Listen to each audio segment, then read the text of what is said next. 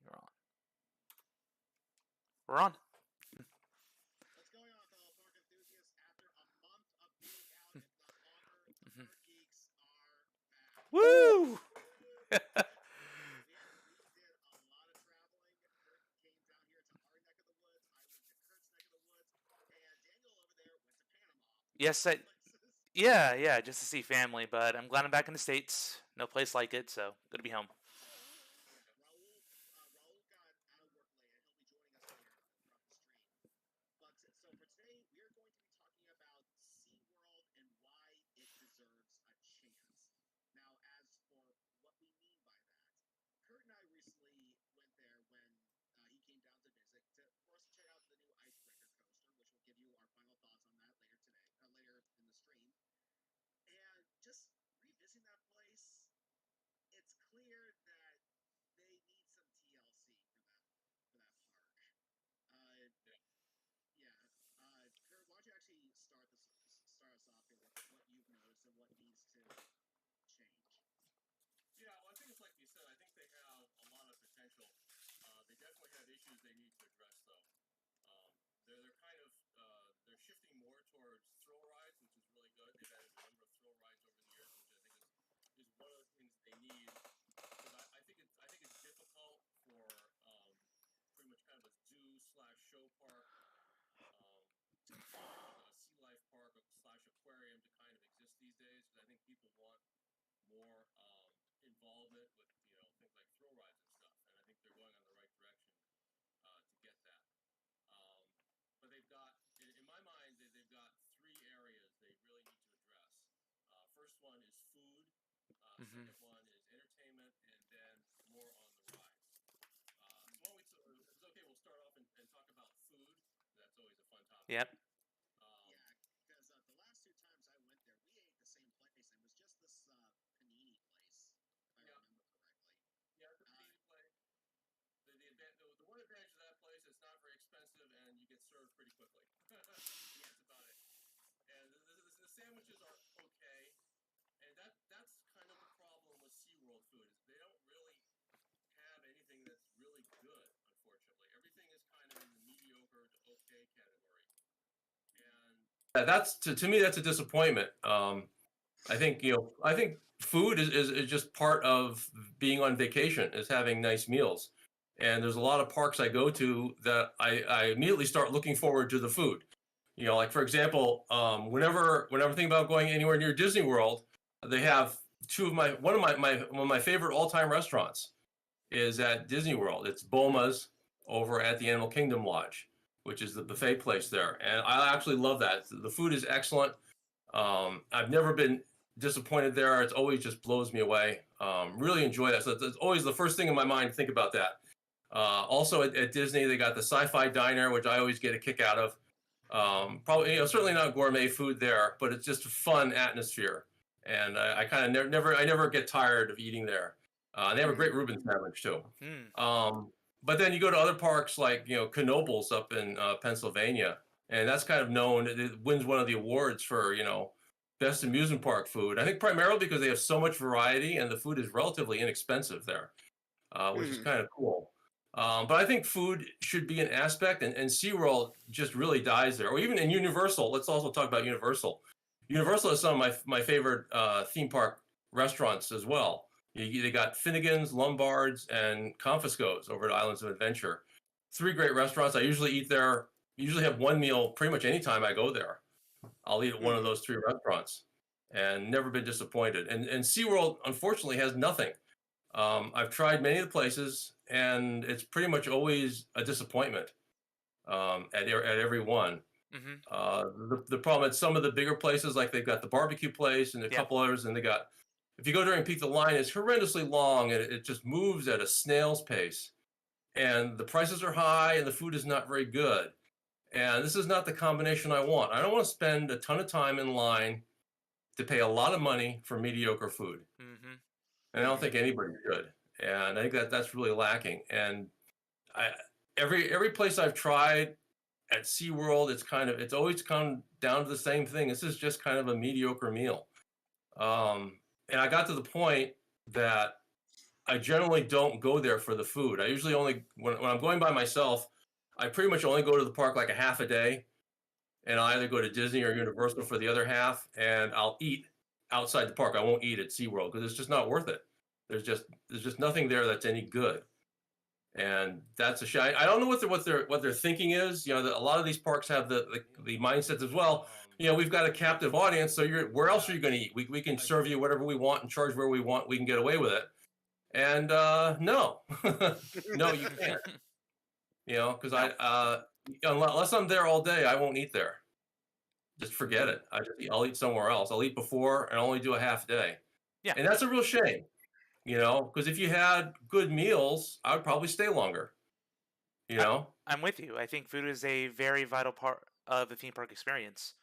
It really helps bring the theme park into its soul. So disappointed that because I'm with you. Like I've eaten at SeaWorld and it hasn't really been up to par. It's just been stuff you find anywhere else, stuff that you can find like a strip mall maybe at best. So Yeah. yeah, it's just not good. The barbecue is probably the Yeah. best thing they have, and maybe the food festival stuff. But I've been to better food festivals like at Epcot. And Oh yeah. the Mardi Gras food has been fantastic for sure. The ones I tried. Yeah. Mhm. And the one thing I noticed too is also they need to clean up their bathrooms because the Ooh. ones that I went in, there was graffiti on the doors. And then, like, not obviously not like spray paint, but it seems like somebody had some fun with a marker in there. And I'm like, this, and judging by the writing I'm seeing on there, like, this is not what you want families to see. Mm-hmm. Yeah. I mean, I don't have a kid, but I know that I would not, yeah, like, I would put him in a different stall than have him ask me what all that stuff was. Yeah. That's pretty sad. Yeah, and like you look at a park like Universal, there's like restroom attendants at every single restroom. Now, granted, they're not hanging out in the bathrooms or anything, but there is a uh, like a broom closet there where they keep a lot of their supplies and even some lost and found stuff that people lose, and they keep it. There's good upkeep with their restrooms in some of these other parks, but there just wasn't in SeaWorld. And the other thing too was, and I know Daniel was actually talking about this a while ago. The Journey to Atlantis ride, they did in fact turn Yeah. off the theming, Yeah. and Yeah. I don't understand how you can do that. Just hit the light switch. It's there's a lot good that's there, but why don't you want people to see it? They also turned off I the mean, narration. Like it's just music in the beginning. There's no like voice acting, or you don't really get to know the sense of like why Medusa's here or the whole journey of the Golden Seahorse. It's just go through Atlantis, go up a hill, and just there for the thrills. Yeah. and it's clear. Go ahead, Kurt. No, I was just saying, just to get wet, basically. Yeah, You do get wet. and yeah, Yeah. you do. And the thing is that it's still a popular ride. There was a line when we went on it. We did have Yeah. to sit and wait, and you know how Kurt is about waiting. Yeah, like waiting. It was a hot day, so you can understand why there'd be a wait. hmm the other thing too is what I noticed is the fact that they charge for their lockers. Now, Universal and I think Disney has a pretty good policy when it comes to their lockers, and that is like the first hour is free because they know that you're just using this locker to get on the ride and get right back off. There's a good chance that you're not going to be using up that locker for a lot of time. But for for the rides at SeaWorld, yeah, you do actually you have to pay. I think you actually had to pay $2 for 1 hour. Granted, not a lot of money, but by comparison, you're really nickel and diming here. Yeah, it's Ugh. just a weird unnecessary expense. And for the lockers at Universal, it's actually based on the time. So it's minimum 1 hour, but if it's like Hagrid's, it will scale up to account for the extra time, so people are not having to pay and get out at the end. Oh, that's good. Um, Even though you do get the small lockers rather than like the bigger lockers, so you still have to pack light when you go to a theme park to avoid those fees. Um, hmm And with Disney, there's a lot of rides where you just take your stuff on the ride most of the time. There's not that many rides compared to Universal that require a locker or stuff that you put away. Yeah, I don't think Disney has any locker requirements on any of their rides. I think you always bring all your stuff with you. Yeah, I've rode Everest with like my bag underneath my feet. No one batted an Yep. eye. Yep. Yeah, that's kind of Disney's policy. I think it's partially simplicity and partially liability. They don't want to be responsible for you storing stuff anywhere. So you just take all your stuff with you. Yeah. Of course, their rides are all kind of gentler, so they can kind of get away with that. Because obviously, that's not going to work on rides like Hulk and Rip Ride Rocket and stuff. So it's kind of I think it's just kind of a difference in just the degree of the rides that they have. But what's something that you've noticed, Daniel, that they really need to touch up on? I would say the area that's near the Shamu Stadium, where like the whole Wild Arctic area is. I think that needs to be revamped dramatically. It's just kind of like a relic stuck in the past. I know they did a great job, getting the kids area up to par and like the other end of the park, but I think that part of the park needs definitely some TLC. It's just extremely dated and um, just there's not much to do there outside of like that one simulator ride in the walkthrough attraction, and then catching the Shamu show. So they got space over there. Yeah. I just feel like they could definitely do more with it. Add a thrill, or just revamp the whole area, or get a new dark ride in there. I think that's a big weakness for SeaWorld. They just lack dark rides. They just have Atlantis, just somewhat one, not as good as it used to be, and you have the Penguins one, and the rest is all great outdoor coasters and stuff. But yeah, that's And my that's biggest even if weakness. the ride portion of the Penguin attraction is running, because when we went there, Yep, it wasn't running. it breaks down Yeah. so often. It's a trackless ride as well. Not the best one, but it was kind of the forefather here in the States for trackless rides. So it, Mhm. it had it had its role. Yeah, it's kind of fun. I kind of get a kick out of if the line is not too long. I mean, you get decent amount of I like they have the choice between the spinning and the non-spinning, Hmm. which is kind of interesting. Not that even the spinning isn't that aggressive or anything, but it's just that they have to do the choice for, okay, you got to put grandma over here on this one, and the kids can go over on this one here, kind of thing. Yeah, those Yeah, I thought vehicles are small. it was a nice attempt at a ride. I think it's kind of cool that it's literally probably the coldest dark ride on the planet. Yes. I think that's kind of an interesting little point that they have there. Um, that you don't see that anywhere else. I mean, where else are you going to be in your t-shirt and shorts in freezing temperatures, right? A theme park attraction. That's pretty unique. Florida. That's pretty unique. Yeah. Yeah, go to Florida and go to a freezing penguin attraction, of course. So that certainly is bragging rights for that, if nothing else. Yeah, because the Arctic theming they had there was actually pretty cool. Yes. It does kind of seem like the kind of stuff you would see at the in Antarctica. Uh, it is cool. Don't get me wrong, and although I will say it's kind of jarring when you're seeing all these like makeshift icicles and like labs frozen in ice, and yet it's like 98 degrees outside. Yeah.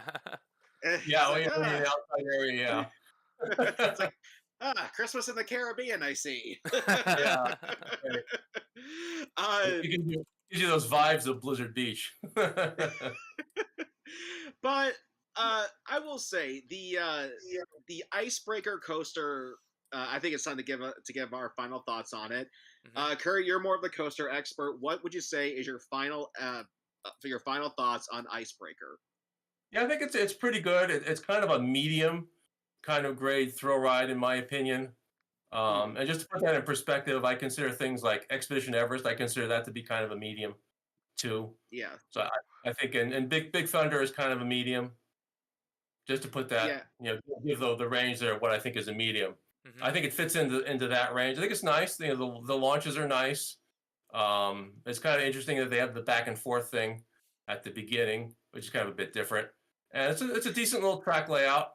The only one criticism I have, and I don't know how pervasive this is, but both times that I was able to visit on this last trip, they were only running one train.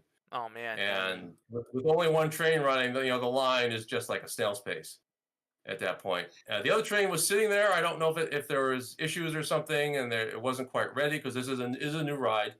But they got to get both trains running. And I'll talk about that more a bit later with when we talk about rides more in general.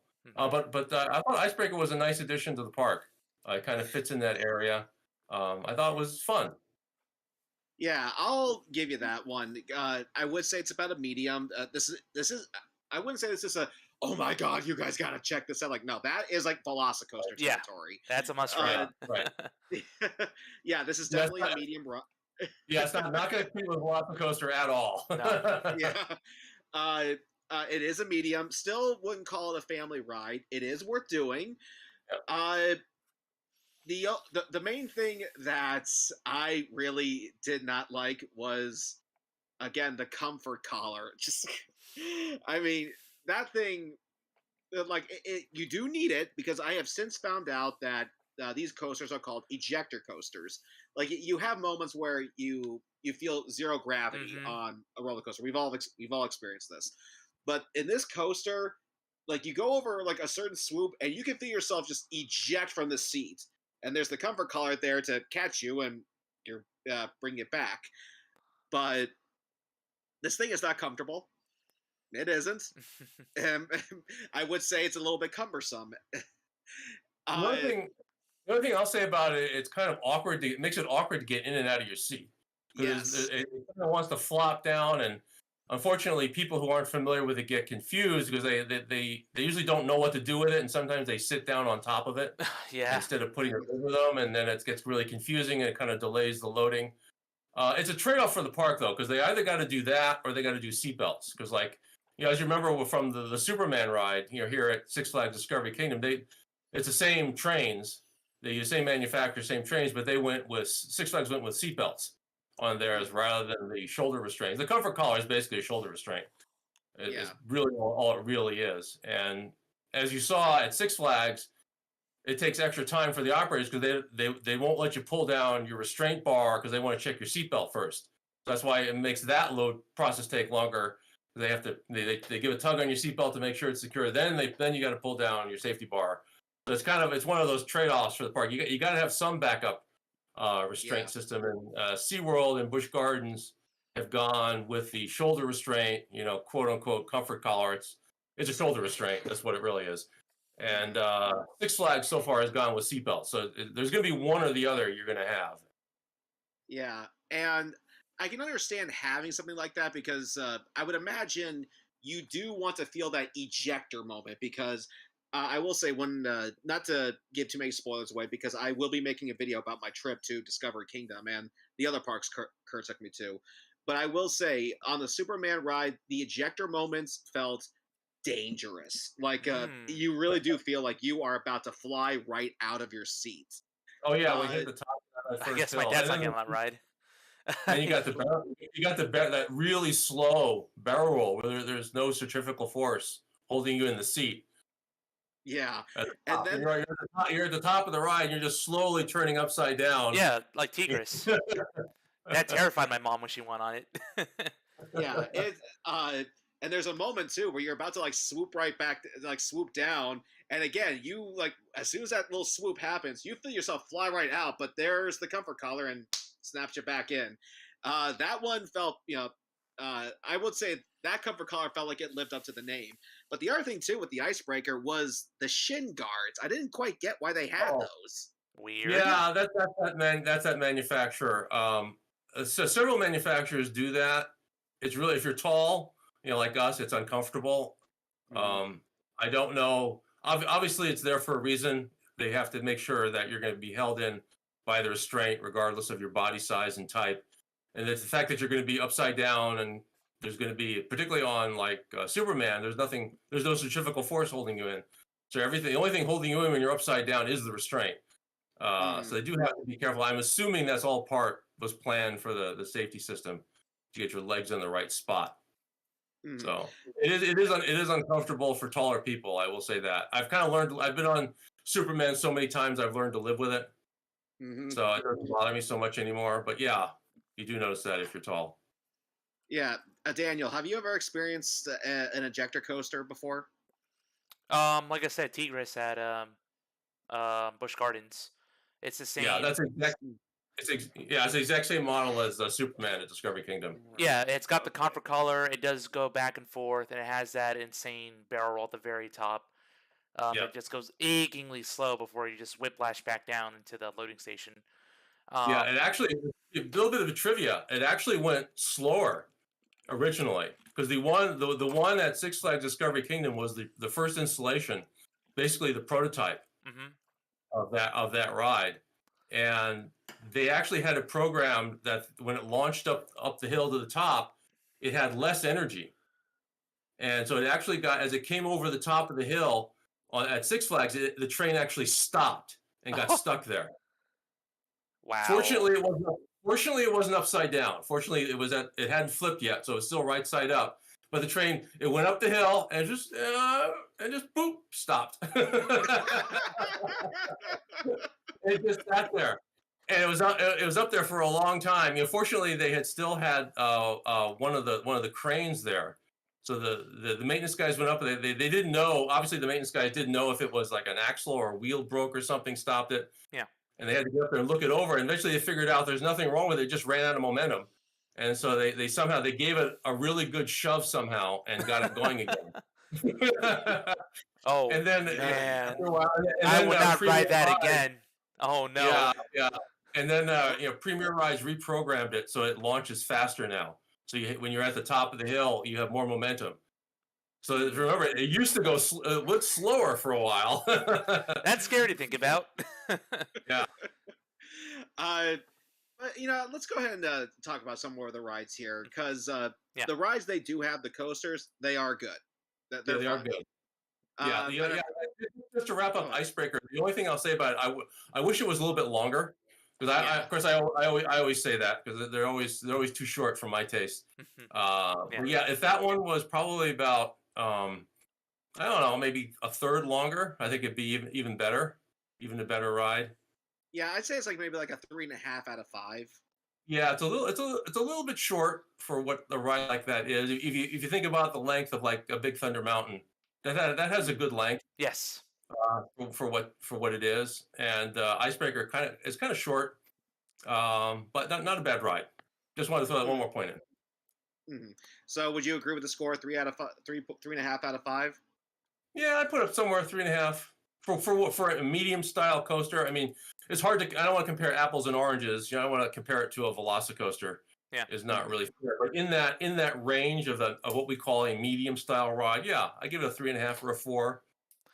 I mean, Mhm. I'd probably enjoy it more than Tigris, honestly, but we'll see if I ever get a chance to go on it soon. Yeah. So hopefully, Daniel and Raul will get a chance to check it out, because it's still in our backyard. It's still worth doing. It's still worth Yeah, trying. Yeah. oh, yeah. So with that being said, moving on to some of the other roller coasters here, would you say, Kurt, any of the coasters they have there, they should probably touch up? I think the rides are good. I mean, I still love Kraken. Yeah. Mhm. I think that's a great roller coaster. And as I pointed out to you, Justin, it's basically the same ride as Medusa at Six Flags Discovery Kingdom. It's Mhm. only the only difference is that Discovery Kingdom is in Vallejo, and there's a height restriction in Vallejo, so they couldn't build it as high. So it's not the lift hill is not quite as high as Kraken, and so Mhm. it's shorter, and therefore the whole ride had to shrink a little bit. And the ending on Kraken is better. Kraken is a bit longer. It has an extra Mhm. dive down underneath and kind of little tunnel thing there at the end. But I always I love love that those. ride. Yeah, Manta is great. Love that ride. Yeah, that's a very, because I haven't done that ride in years, but Yeah, that is such a bizarre experience to It actually is. be literally riding on a coaster, Superman style. yeah. It's Uh, one of the there's a number of those around. Most of them are made by B&M. There's actually two that I really like. That one and Tatsu, which I got the shirt on here from Magic Mountain, is the other really good flying coaster style. But yeah, that's that Tatsu and Manta I think are the Mhm. two best examples of that type of coaster that I've been on. I the think other it's a thing good too. ride. It's It's a good intense. That first Yeah. loop is really killer, but beyond that, smooth Yeah. coasting. When you go in, you realize you're going to be going head first into a dive. Oh, That's really cool. all that blood in my head, man. And and as plus size guys, I can tell you, if you don't have the right restraints on this thing, you will feel your stomach getting stretched here. You will. Yeah. But luckily, I think they updated it so that now there's actually something that does go over your gut now. And the shin protection or the shin guards, that those are more understandable on these rides because you are hanging. Okay, Yeah, you don't want to have your feet dangle like that. Right. So Yeah, they want you want to make sure they know where your feet are because you got all that stuff moving around at weird angles and stuff, and so you got to be locked in. Mm-hmm. So it is a bizarre experience, but it's a very unique one. But I will say, a strong stomach will help on this because, as you point out to me, Kurt, there were barf spots. Yeah, at the brink ride. It's actually this one is not as bad. If you really want to see the one that really makes people puke, you got to ride Tatsu. Oh no! There's basically, I mean, I hate to talk about it, but there's basically a vomit stain under every seat at the brake run. Oh. It's more intense than Manta. Oh, no. Yeah. So you think the coasters are just fine? You don't think they need to be touched up? Not as far as the ride itself. My only complaint about SeaWorld, the way they run it is they, at least while in Kraken they don't do the quick queue and they don't have a single rider line. Those are two major deficiencies. I think they got they do Kraken is messed up. They make the quick queue people come up the exit ramp, and they have those 2 rows. There's 2 or 3 rows that they reserve for the quick queue, so you can't actually board from the station. They're chained off, but that's stupid because most of the time there aren't quick queue people coming up, except if you're like maybe in a busy day in the summer. But most of the time I'm there, those rows just go out empty, which is like it's weird. Just fill them up. Yeah, and that's kind of the problem there. They're cutting their cost. There is no queue line attendant in the queue house to sort the lines, which is a problem because they don't want to pay somebody to sit there and do that. And at least when they did Mako, they had the quick queue goes parallel to the regular boarding line, not up the exit ramp. So that solved part of that problem. But all the roller coasters need that. They need to redo the queue line for Kraken. So the quick queue goes regular, and all the 3 big coasters, they got to have a single rider line. Yeah. It's for anytime if you've got 4 cross seating, you're going to have empty seats going out, and that just hurts your capacity if you're letting those seats go out empty all the time. And so if they're going to get serious about this, they've got to manage their lines because it's part of guest experience. Guests don't want to wait staggeringly long lines. Agreed. To do this, and there's things you got to do. Yeah, you got to pay. You got to pay an attendant to sit there in the queue house and do the sorting. Well, tough. You got to do that if you want your guests to be satisfied. Right. And I think that's actually the biggest improvement they need on all 3 of those rides. Yeah, for me, because touching on a little bit with what you said, is we did Mako like several times. And after every time, you had to walk down from the loading platform, then walk all the way up. And we're looking at the attendant going, buddy, there's no one else here. Do we really have to walk all the way down and up again? Yeah, they made us. Yeah, they did. Like, really? Yeah, they do that even when there's nobody in the queue line, which is it's kind of dumb. I've been at a couple parks, like at King's Dominion in Virginia. They got their Intimidator coaster, which is a very intense coaster, has significant G's. What their rule is, if there's no line, you can stay on twice. You can ride once and you can stay on one more time, but then you have to walk around. And the attendant, even if there's no line, and the attendant says, "Well, we worry because the line has so many G forces. We want to make sure you're okay." And so you have to. The fact that you can walk around the station getting queue is proving that you're still physically okay because they're worried about the people not being used to that level of intense G forces on the ride. So it's kind of a health check. At least that's what the ride attendant was telling me. That makes some sense. Yeah. Hmm. Yeah, and that is if you haven't been on that is a very intense G-force coaster. That's one of the ones where even I start to gray out on some of the turns. You have to do the fighter pilot maneuver where you have to consciously contract your diaphragm and exhale to keep the blood going up to your head on that one to keep from graying out. That's how Oh intense that wow. one is. Wow. Yeah. What about you, Daniel? What's something that you'd like to see them touch up with some of their roller coasters? Some of the roller coasters. I mean, as much as I do like Kraken, I think that needs more love because the last time I went on it, it was noticeably more shaky than previous rides. And that was mainly towards some of the bank turns. Like you just feel that weird rattle going down these hills, and compared to like the smoothness of Mako and just even Manta, there's a clear difference. Like it's showing its age. I just think it just needs to be touched up a bit more. Um, but other than that, I think all three roller coasters are operating pretty well. Um, I haven't been on Manta in a while, but I enjoyed my time on it. I definitely would go on it Mhm. again and just check it out. So yeah, just they're better off just keep turning out new coasters and keep with the times and um, just give enough TLC to their current attractions and it should be fine. I think that's the least of my worries for SeaWorld right now. There's other things to address, but roller coasters, that ain't it.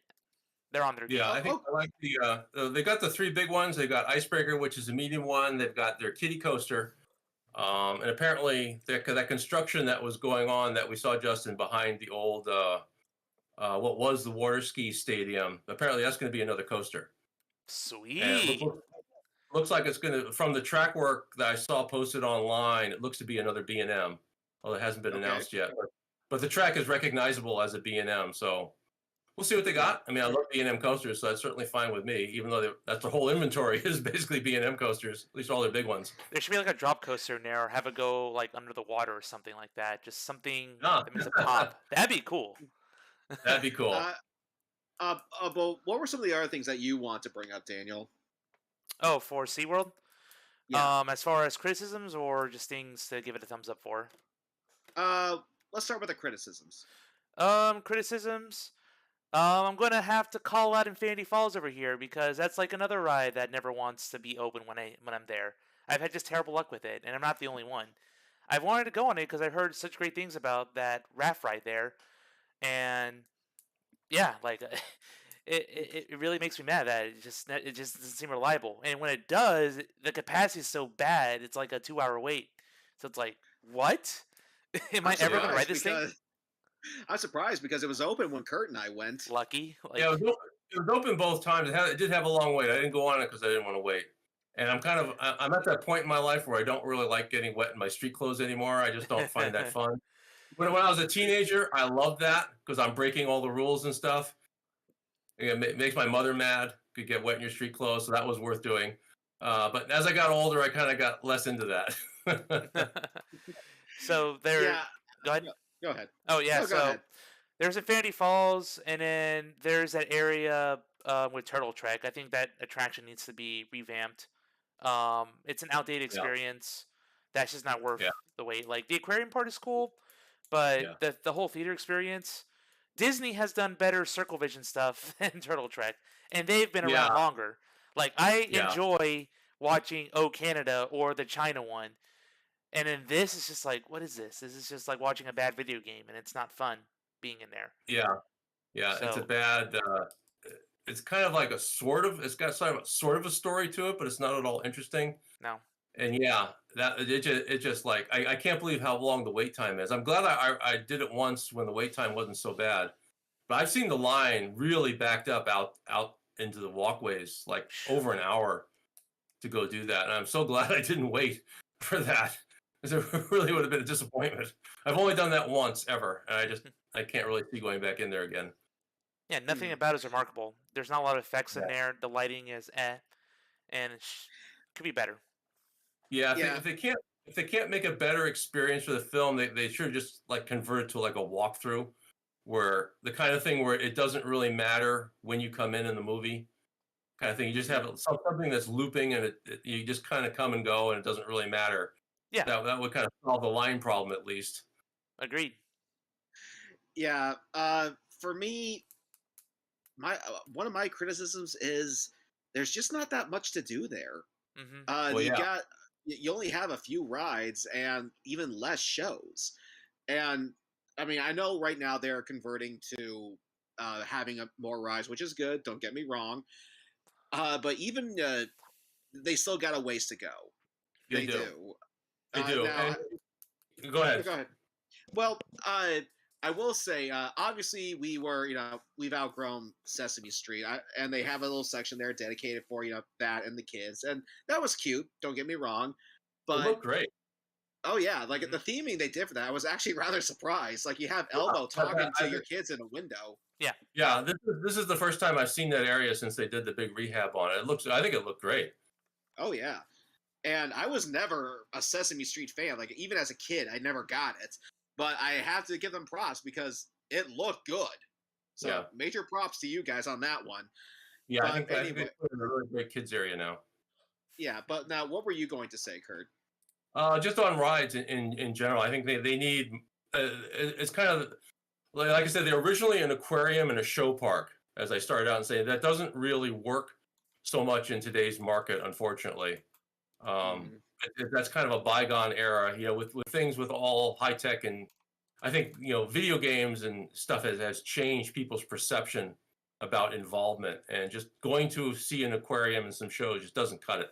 I think they're doing the right thing by adding the thrill rides. I think they need more rides. I think they need at least. Hopefully, this construction we saw will be the coaster that is rumored to be, because I do one more would be really great for the hmm park, and I think they need to start rounding it out with some flat rides. Yep. hmm Every amusement park has those. They're great for filling up capacity, you know, and giving more things for people to do, because if you think about bang for the buck, because relatively speaking, a flat ride isn't that expensive compared to building a giant roller coaster. And even though some of them don't have all that great a capacity, the cycle time isn't very long, and you solve that by putting a bunch of them in. Like you go to any Six Flags park, there's several big roller coasters and a whole bunch of flat rides. Yeah. Because that's one way to distribute your capacity and give people more things to do. So I do think they need to start moving into more flat rides. I think that would really help, giving more options for things to do. Any And particular then, kind of flat ride you'd like to see? I think they can pretty much take most of the standard rides and just put some sort of sea theme on them. Yeah, I You can know, really picture like a merry-go-round of the ocean. Yeah. Like yeah, you're you riding a could fish see instead. creatures. I mean, you had at Disney's California Adventure, you had Titan's Carousel, which had sort of the Little Mermaid theme, but you had all sea creatures, for the animals on the carousel. So obviously, things like that is kind of a no-brainer.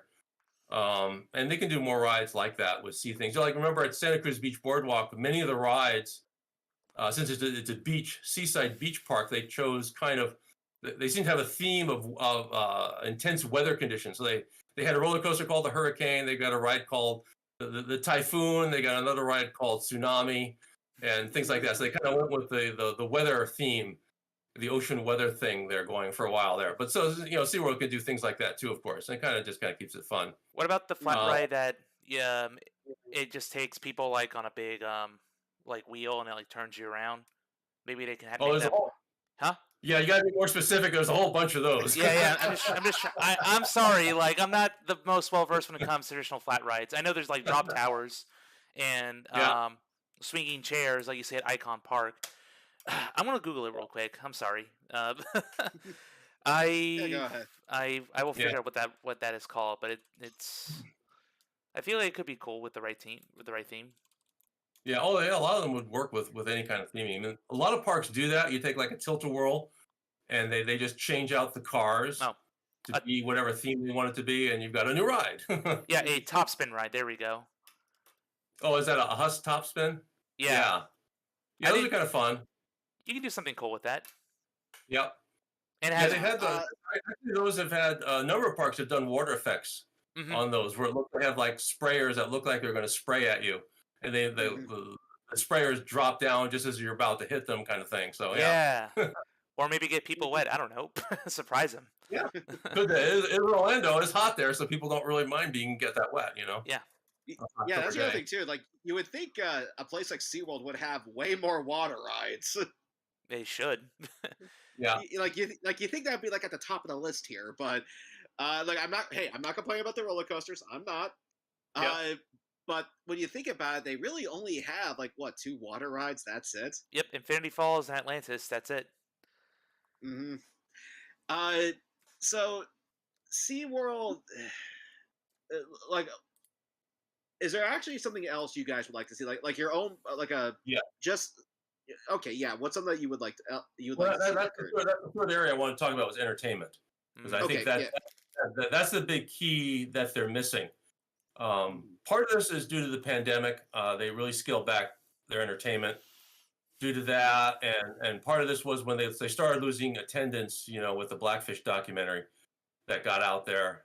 They started scaling back their entertainment, and they got to go back and fix that.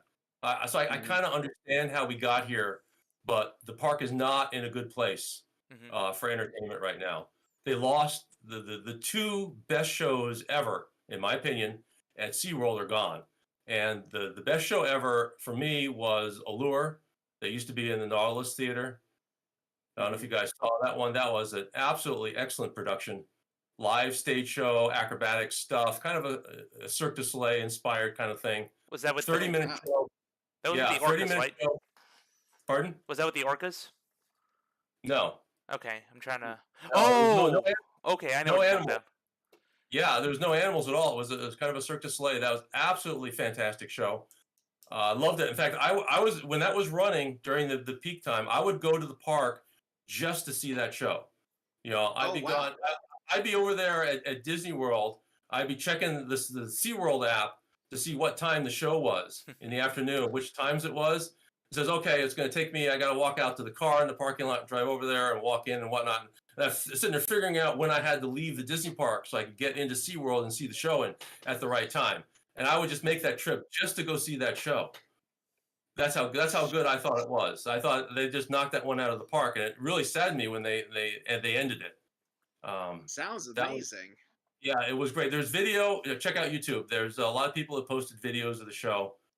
So it lives on in that sense. So you can go watch it there. And I highly recommend it. It's called Allure. It was A''Lure. If you look at it online. That was a great show. Really missed that one. The other one was Blue Horizons. That was in, I believe you saw it with me once, Justin, when we were at the park. It was over in the Dolphin Theater outdoors. It's the one that had acrobatics and live performers and dolphins kind of all going at the same time. Had kind of a storyline to it. Very well done show. Really exciting. Unfortunately, in later years, they trimmed the show. Yeah. I don't know if people were passing their attention span, it was too long, or they wanted to cut money on the performers or whatever, but they shortened the show and it wasn't as good.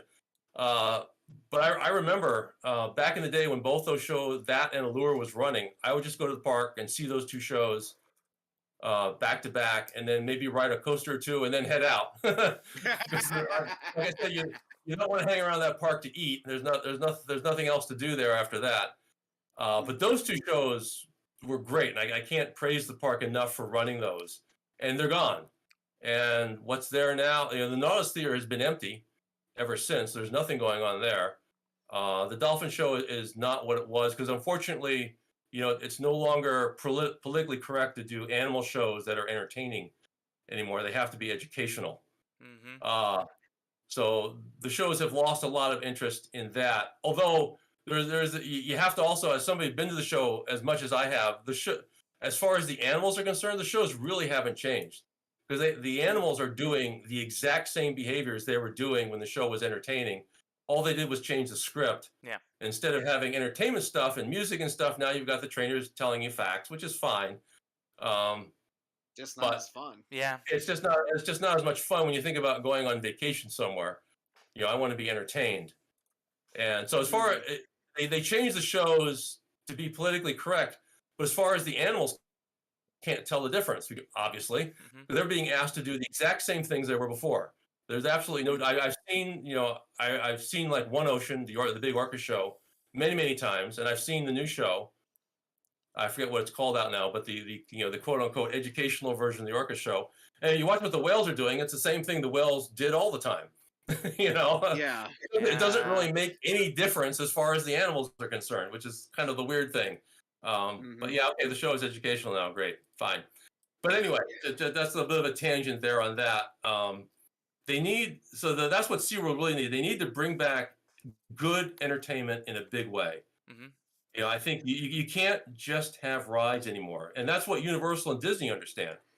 You've got look at you go over to Universal and Islands. You got the Bourne Stunt Spectacular, which is a fantastic complement to all the thrill rides that you got. Right? Yeah, and You go to Universal and you can see the Blues Brothers. I love Yeah. seeing the Blues Brothers perform all the time. I usually always try to catch one of the shows if I'm over there. And SeaWorld needs that badly. They need something. They need a really good show back in the Nautilus Theater. Yes. I don't know if they can do something with animals because it's so politically incorrect. Maybe they can't do that anymore. I don't know what they can do there, but they've got to figure out something else to do. They need more than one show. They need at least 2 really good shows to get people to hang out, and they need some smaller stuff. They need to find an equivalent to a short show, like the Blues Brothers, which is like a 15-minute show, really iconic, really engaging. They need to figure out what that is for their market, and they need to have at least one of those. So they need 1 or 2 major shows, and then they need some smaller shows like that. I agree. And they need that, in my opinion, that they need that desperately, because the park is like really barren as far as entertainment is right now. It really feels like our friend Evan, who we'll probably have on the show at some point. He said you go to according to some Let's Players he likes, the Game Grumps. They were playing some SeaWorld based game, and they were talking about their time visiting it, and they said, "Man, the place is just sad. There's like no one there." Yeah. And which, to be fair, means a less wait time. But I see their point. But with that being said, Daniel, what kind of a show would you like to see there? Oh, that is a very difficult question because I'm looking up the video for Allure, and yeah, it looks. I think I did see that once, and I believe that theater was supposed to be repurposed for like some seasonal stuff, like for like a Christmas show, something that they pull off there. That was the last time I saw a show in there. It was fully packed, but that was like the last big show. Type of show. I still want to do something that is, edutainment. I think that's really fits in with the theme of the whole area. But I like to see something. I don't know. Do they still do jet ski shows or something with stunts? I'm not Not sure. that I'm aware of. Yeah, I feel like No. they could like tap back into that and just really focus on extreme water stuff, just with like maybe some pyro or with just some cool effects that celebrate. Funny you should say that. SeaWorld San Antonio actually does have that. Hey, Really? bring They it to actually have Orlando. they have a nighttime show with jet skis and pyro and rock music and stuff. It was kind of fun. It's kind of I saw it. It's kind of felt a bit disjointed because it's kind of like, okay, here's some stunts and here's some pyro. It was entertaining for what it was. It wasn't something like Allure or Blue Horizons that would keep bringing me back though. Yeah. For me, it would be cool to see an aquatic stunt show because I do want them to keep up with the sea theme, because the way I kind of see it is, Busch Gardens has land covered. SeaWorld can have the ocean covered. Let's bring Waterworld here. We'll insert Waterworld in SeaWorld and fix everything like that. Yeah, Universal Hollywood's already got that one though. I don't care. Make some negotiations. Let's go. Bring that eastward. But that's another thing too. Perhaps maybe it might be time for SeaWorld to either negotiate some rights to obtain another IP, or to make their own. I'm not saying they have to necessarily get a show on Nickelodeon or Cartoon Network or Disney, but perhaps maybe a cartooned web series that they can actually build their own brand of characters off of, and then they can make a show at the park surrounding that. Because what you're describing sounds really cool. And stunt shows, I think, are actually starting to make a comeback. I think people need a chance to kind of sit down and watch something cool after they've been on their feet all day. And it would be interesting to see an aquatic stunt show. Like, how would Yes. you pull that off? Because as cool as the ocean is, let's face it, it's also really dangerous. So if you can actually manage to do something like that, make a stunt show that's based on the water, how beautiful it is, but also how scary it is, that I think would be pretty cool to see. Uh, because like we did see a few shows there. We did see the dolphin show. We did see the orca show. Those were fine. Don't get Hmm. me wrong, but there's definitely room for more here. Uh, and I'm not even saying you have to get a big budget here. Matter of fact, the director Robert Rodriguez, he actually had this really great quote: "The less money you have, the more your creativity shines." So SeaWorld challenge for you guys: use your challenge your creativity and see what kind of show you can bring to your attendees without spending a ton of money. That I would like to see Yeah, because they definitely need to move on to stuff. I think also the idea of seasonal shows would be Yes. a good idea too. yeah, Certainly for the obvious ones are the Halloween season and the Christmas season. yeah, because I did do Hall of Scream when they had it there at SeaWorld.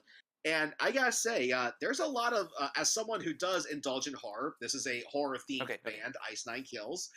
Yeah. And yes, I am looking forward to Halloween Horror Nights, as we all are. Yep. Uh, Yep. I will say that there is a ton of potential when it comes to the horrors of, for example, the frozen tundra. There, because for one thing, it is deadly quiet. Okay, if you're like in the frozen Arctic and there is nothing going on, that silence will drive you crazy. And Howl of Scream at SeaWorld, they try to tap into that. They actually did have, uh, we'll say, frozen zombies, or zombies that look like they were covered in icicles. Hmm. That was actually pretty cool to see.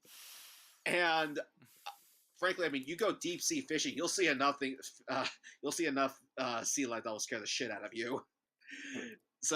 So, yeah, seasonal houses like that for Okay. Howl the Scream, that'd be fantastic to see. Um, I actually I have a couple things that come to mind that Okay, could please. could really improve SeaWorld. So, you ever seen that horror movie called The Lighthouse? Um, it's I on think Netflix. so. Yeah. It's a very I wouldn't say that obscure, but it's definitely a cult classic. That's definitely something that would be really cool to explore. Like if you want to Hmm. bring an IP and add like a constant creepy factor to the park, to spruce something up. But if we're gonna go daring with like another IP or concept, like why not the series Bioshock? I think that would be really really cool to incorporate. Oh, how do uh, for our not so video game savvy member Kurt, It is such a great franchise, and it it it it will does fit the take theme. place underwater. Yes, Okay. underwater Yeah. city, with some horrific elements, but man, it's done so well, and I think yeah, it wouldn't be it wouldn't be family friendly, but I think it would be a nice it'll bring some nice edge to the park because I think there's enough family friendly stuff for everybody Yeah. already that if we bring Uh, that edge, it's going to give it some identity and celebrate the love of more fictional aquatic things like that. But it hmm. probably won't happen. But that's like my pipe dream. I think that'd be really cool to incorporate in a SeaWorld park. What else did you come up with? um, no, I think yeah, I think I've already mentioned Lighthouse and Bioshock. I think that was pretty much it. Yeah. Uh, I just really wanted to comment and praise SeaWorld on Ambush Gardens for what they do with their holiday and now Halloween offerings. I think they're upping their game, and it's a step in the right Hmm. direction. But they can always do a bit more. And the more you create seasonal events, like you guys said, the more you'll create huge influxes of demand and interest in the park. Um, so I'm just waiting for them to have the Easter fish. Easter fish. Easter fish. The Easter fish, that'd be hilarious to say.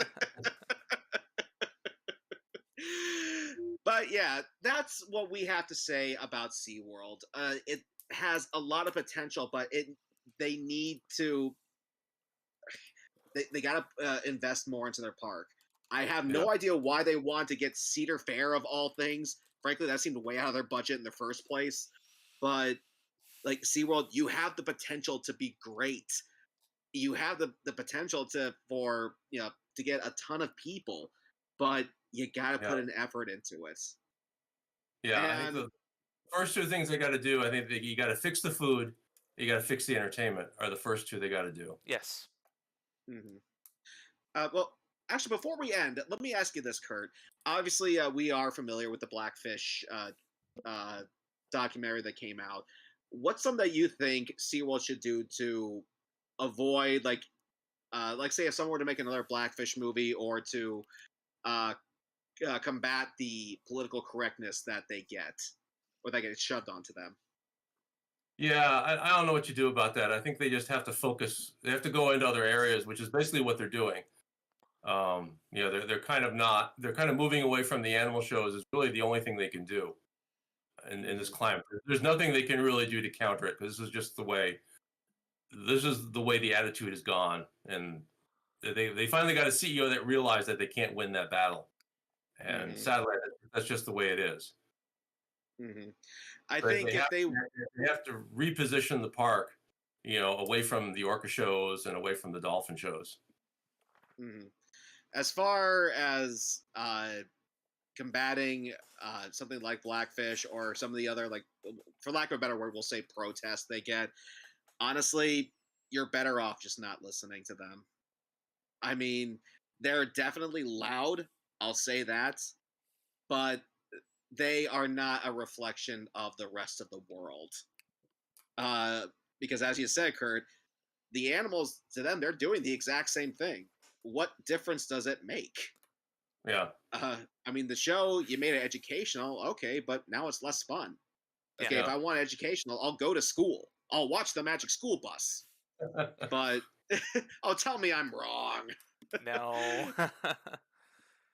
But, yeah, I think if they ever do get protests again, it's, guys, just don't even acknowledge them. They will run out of steam at some point. But anyway, closing thoughts on SeaWorld. We'll start with you, Daniel. Yeah, I think SeaWorld is still a fun park to go to. While it has lost its original, vision and image, I think it's far from a dead park, like what some people may believe. And given the right moves and given the right adjustments and leadership, which it seems to be it doing right now, I think it will continue on its upward trajectory. And yeah, I look forward to seeing more in the future. I think both this and Busch Gardens have their pros and cons, but I'm excited. Like I can't wait to see more from SeaWorld and have a reason to go back. Kurt, your closing statements? Yeah, I just kind of like to see them. Biggest two things is food and entertainment. I would like that to be. I would like SeaWorld to be more than a park I just drop into for a couple of hours. I'm a pass holder, so I can do that easily at no cost. But SeaWorld has never really been a day park at all for me, a whole day. You can pretty much see that place in a few hours. Yeah, just go see my favorite show. Back when they were running the two really good shows, I'd go see the shows and I'd leave, basically, just for that two things. They've got to get to the point where they're at least providing that. It doesn't even have any shows going on right now that are worth making a special trip to the park. They do have 3 really good roller coasters. That's kind of fun, but they really got to round out the experience. Yeah. So SeaWorld, we know that you guys are trying. You guys are are planning for the future. We look forward to seeing it. I just hope, like, we're not going to oversell this. We're not going to overhype this, but we are looking to see what you guys have planned for the future. Now, tune in again for the next episode of Park Geeks, where we're going to be discussing a bit of Well, I will say, I guess you could. Well, perhaps one of Kurt's favorite topics. This episode will be called "What Were They Thinking?" But we're not going to be talking about the people who built the rides. We're going to be talking about how annoying attendees can be. Mm. Because after going to 3 parks with Kurt over in his neck of the woods, he actually has little games that he has for these people. Bring out a bingo card. We're going hunting for these people. Yeah, that's pretty much the And way it is. I have to see if I can get Evan in on this one because I'm sure he's dealt with these people a lot. So tune again in 2 weeks. This is the Park Geeks